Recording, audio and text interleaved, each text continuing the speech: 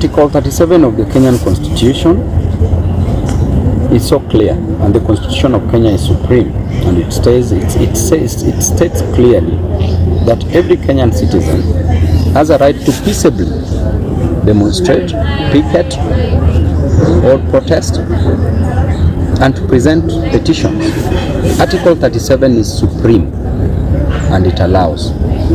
There is no any other law, there is no any other person bigger than the Constitution of the of the country of Kenya, which is the apex of the law. So we are allowed to demonstrate.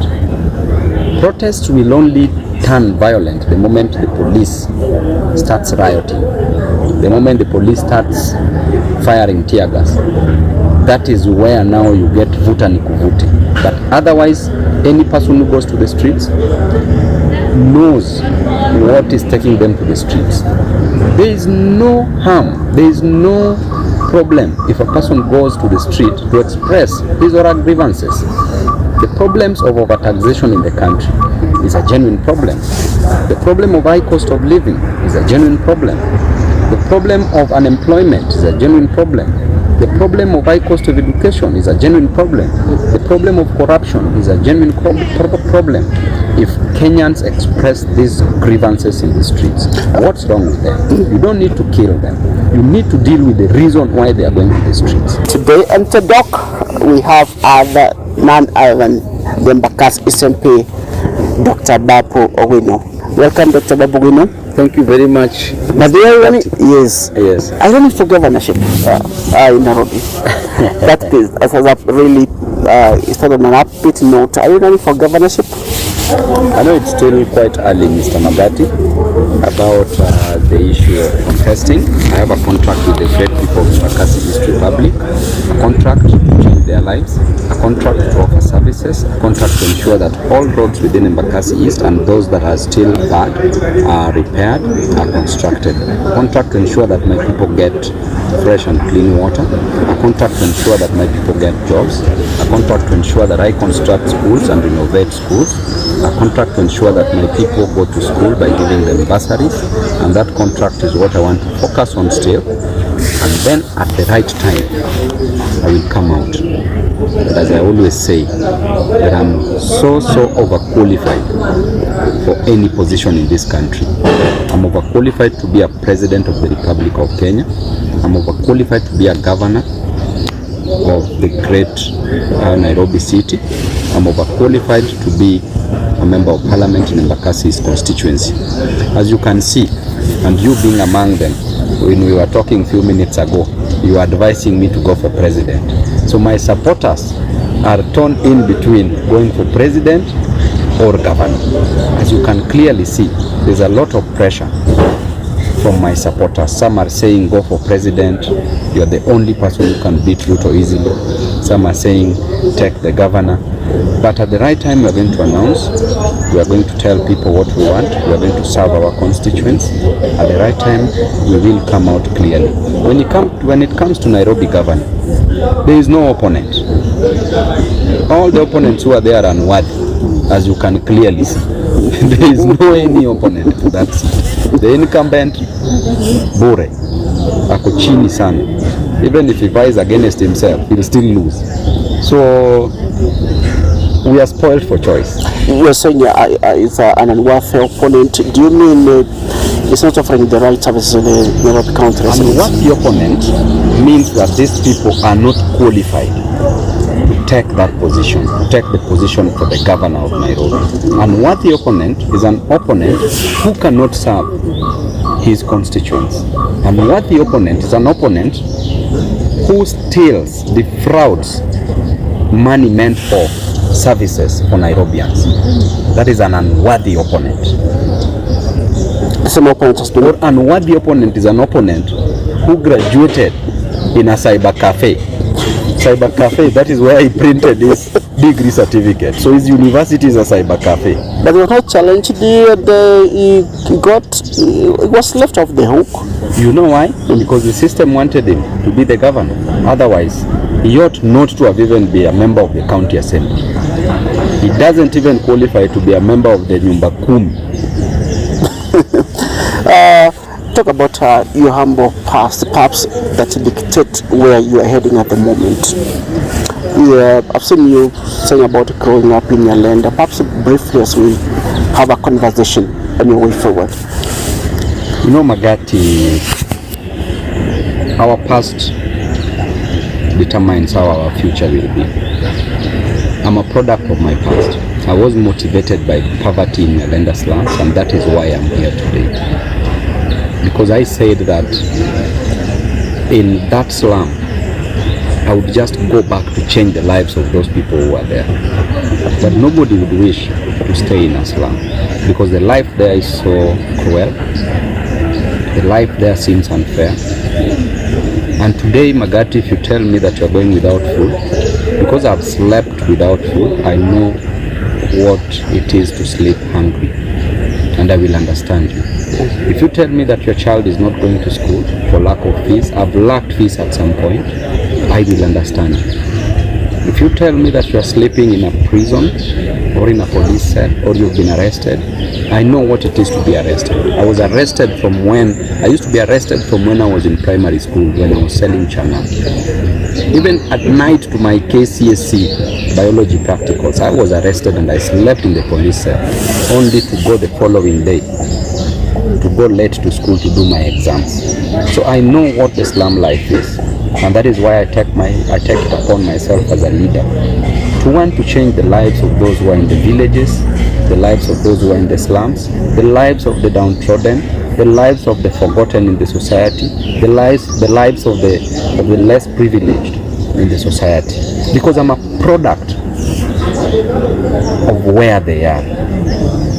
And life was so cruel, being sent away for lack of fees. I remember there's a time that we held a fundraiser when I was going to Form 1 at Kisumu Boys High School. The fundraiser only gave us 900 shillings. The guest of honor gave us 200 shillings, but that is what they had. The house was full. Some people were giving us 10 shillings, some 20, some 50. The guest of honor gave us 200, but that is what they had. They wanted their son to be educated, and that is why up to date, when I see a child not going to school, I feel so bad, because I'm a product of education. Were it not for education, I would have never left Kisumu to Nairobi. Were it not for education, I would have never been a student leader. Were it not for education, I would have never been a member of parliament. Were it not for education, we would not be talking today here. So I know that through that education will help the mamambogas, the boda boda riders, will help the baba wa mjengo. Our fathers do very odd jobs, our mothers do odd jobs, just to raise their kids. But I know that one day God will uplift them. They do it with an intention. They sell mboga, some ride boda boda, some go from mjengo, some do very odd jobs, with an intention to pay fees for their kids, with an intention to buy food, to pay rent, and to pay for other bills. But I know that one day God will uplift them. That definitely paints a gloomy start in life. My life was such a sorrowful life, traumatizing, because that time when police came to our home, they used to beat people. You see your mom being beaten. So you grow up a messed up person psychologically. But again, I say that because of that past, I would use it to determine my future. A story is told of a father who used to be a drunkard. He had two boys. One boy turned out to be a doctor, another one turned out to be a drunkard.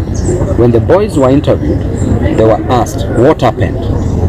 They said, it is what I saw. The drunkard saw his dad drinking, then said, to be a man, you must drink like my father. He became a drunkard. The doctor saw his dad drinking. He said, I will never follow this path, and I will work hard in life. And he became a doctor.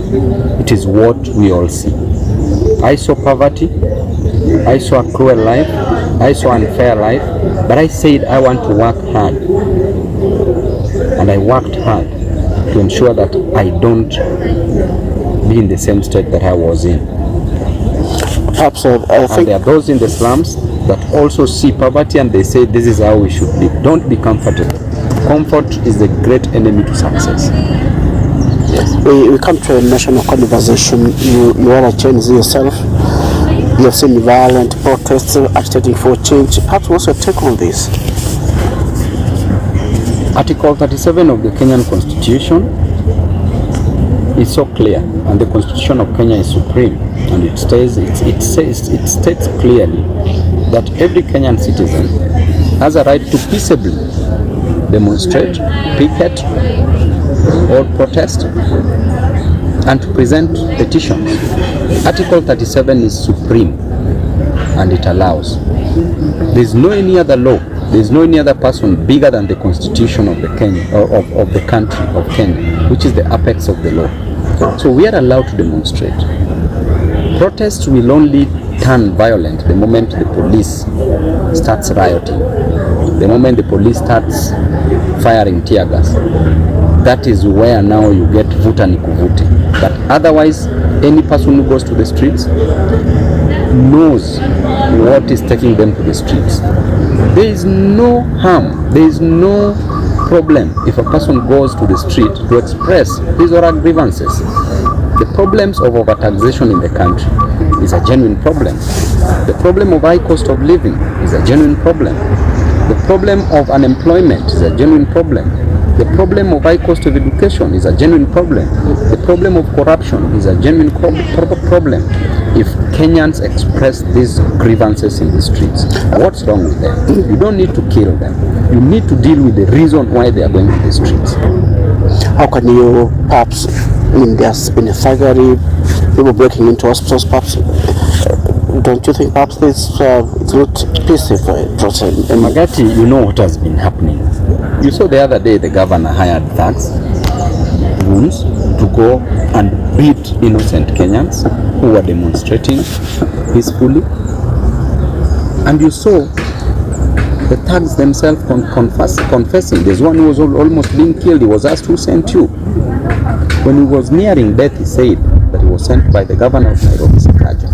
Clearly, you saw when they were passing close to Sitio, what they were saying. The governor himself promised people that they will meet him if they go for protest. You saw that. He talked about it. I think in Wasingisho, Trans Nzoia County.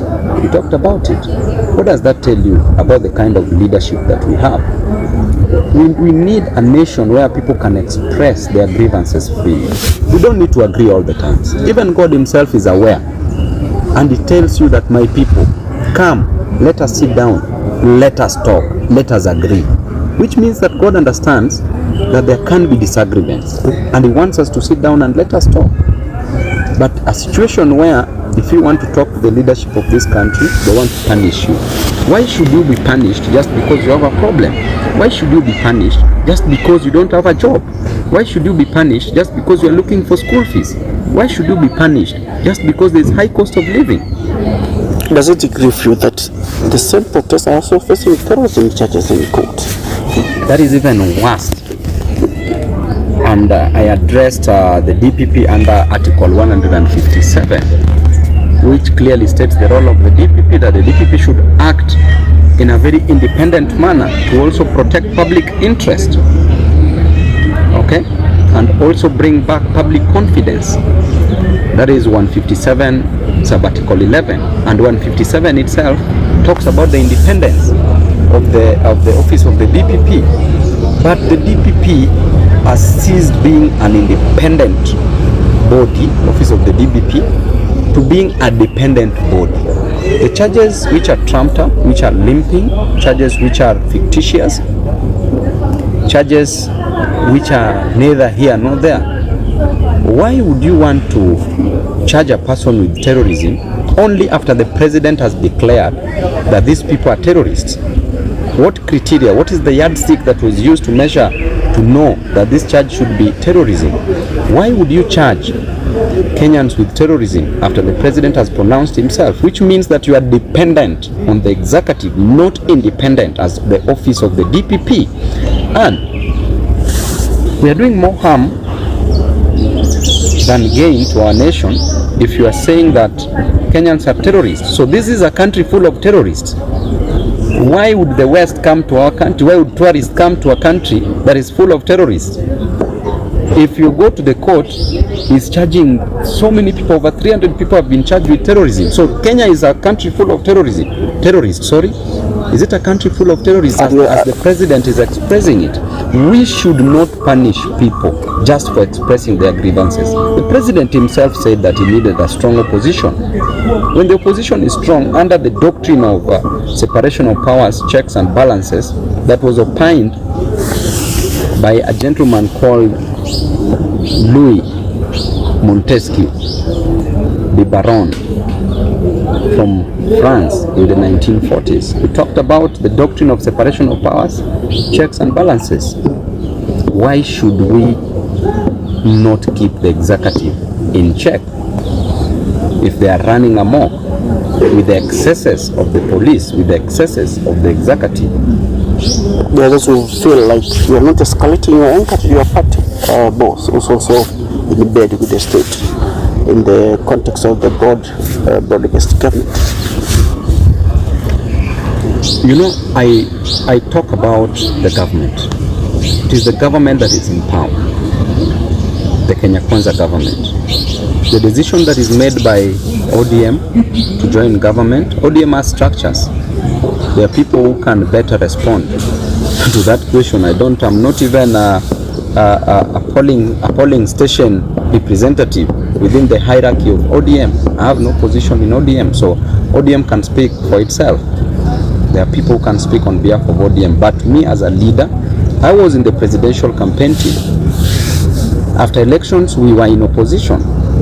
Now, as a person who is in opposition, what am I supposed to do? To keep checks and balances to the excesses of the government. That is my role.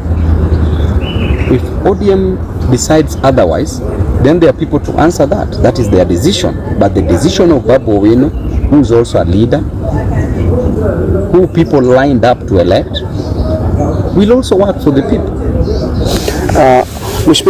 People have seen you crisscrossing the country, and they feel like perhaps more than governorship, you deserve more.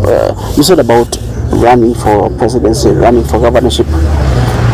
What time do you think is going to be right for you to make the right decision about the higher office that you want to run? I know, Magati, when we were talking earlier, you told me, Babu, take my ID, I'm going to vote for you as a president. and nikakwambia bwana, you need this ID to do other transactions. At the right time, I know, by the end of this year, we shall be clear on what we want. I'm already clear on what I want, by the way. It's only that I don't want too early. Is too dangerous in campaigns. Making early declarations is too dangerous in politics, because your opponent will learn you so much, will punch holes in your strategies. So I want to come at the right time. The campaign should always be short but intense. And I told you that a good leader must be tactful, have tact as a good leader. Tact means that God has an opportunity to destroy the devil, but he leaves the devil tactfully. If he destroys the devil, nobody will ever sin. You can never go back to God.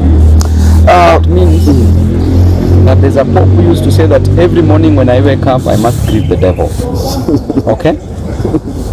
So, you must have tact. You must have strategy on how you are getting to the seat. You must have the people, and you must have resources. When you have the combination of four things, then you are good to go. So at the right time, it's going to come. I don't want to make early declaration, but I know what I will be. It's not just running. Everybody will run. Many are called, few are chosen, but one is elected. If you look at the emotions, the anchor among Kenyans, is it an agitation for a change of leadership in the country? And if it's an agitation for the change of leadership in the country, who do you think is an alternative? Kenya as a nation has a big problem. When every Kenyan citizen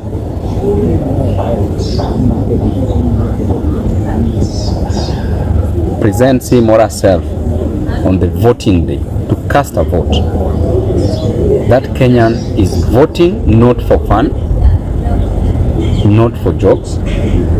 That Kenyan is going to vote for services, for a change, for a better living, for a better life. If that Kenyan, the contract that is entering between him and the politician and the leader that they are electing, if that contract is frustrated or infringed on, then that Kenyan will want to sign a new contract with another person. The contract is normally oral, where a leader promises what to do.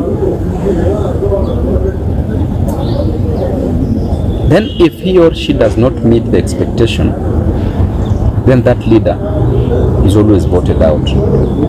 That is what is happening in Kenya at the moment, because there's a vote of no confidence in so many leaders, from the presidency to MCA, so many leaders. And in 2027, I know Kenyans are going to renew so many contracts, are going to sign new contracts. But there are those leaders whose contracts will also be renewed, depending on what they did during their term of service. As things are, Kenyans are saddened by what is happening in the country. There's a lot of frustrations. You know, so many people with children that they've educated from primary school to university, but there are no jobs. You know, so many people that wake up in the morning in the village just to go and dig for people shambas, to be paid 50, 100 shillings in a day. So many Kenyans are selling mboga. So many Kenyans are riding boda bodas.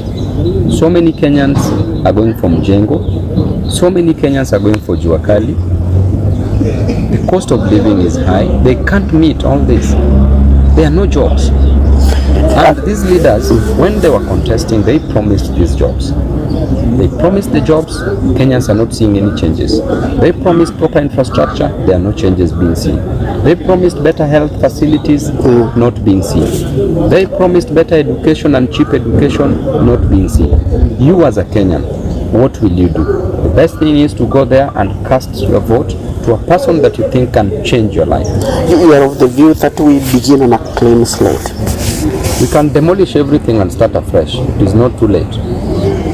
We would rather spend 1 year, 2 years to demolish everything and build 50, 100 years ahead for even our children and the generation to come, rather than spending 50 years thinking that everything is okay and destroying those 50 years only to destroy a further 100 years to come.